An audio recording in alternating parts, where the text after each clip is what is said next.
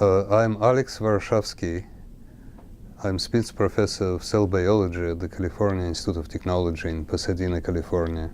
The first question is, looking at the camera, what does it mean to you to receive the BBVA Foundation Frontiers of Knowledge Award? Well, it's a great honor to receive a BBVA award in biomedical science.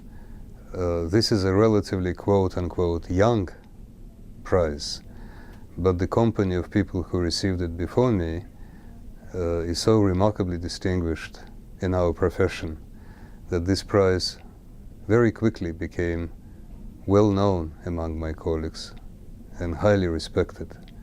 I'm very grateful for having been selected by the award committee and see it as a great honor. The jury has said that your work on the ubiquitous system has opened up a whole new field of biomedical research. How does it feel to have achieved something on so big a scale? Well, the short answer is that the statement itself is probably a slight exaggeration. We didn't do all that much, but in a small way it feels good, because if one has a chance to contribute to the birth of a field, it's a relatively rare thing to happen in the history of our profession, because there are not that many large fields, and whenever they're formed and no longer another field will take its place. So I was fortunate in many ways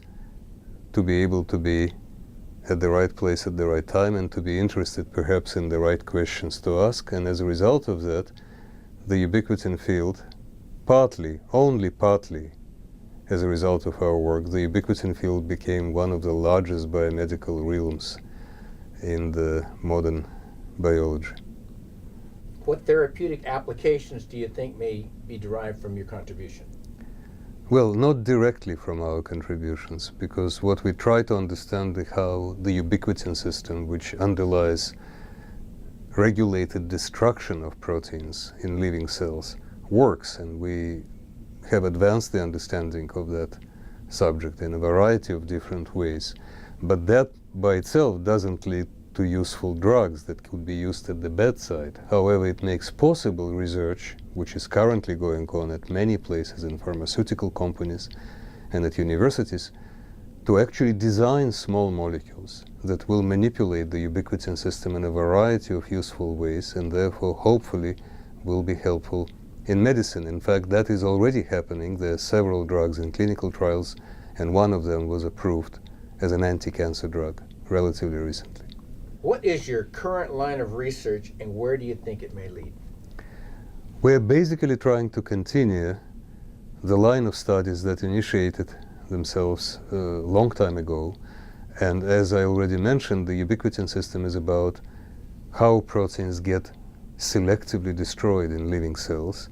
There are still many unanswered questions. It's a very deep subject with lots of different avenues for possible approaches. So to make this rather complex question or rather answer short, what we're trying to do is basically to try to find the most interesting ways that lead to deeper inquiries, as distinguished from inquiries that tend to spread out, and to see how far we can go. It's always an adventure.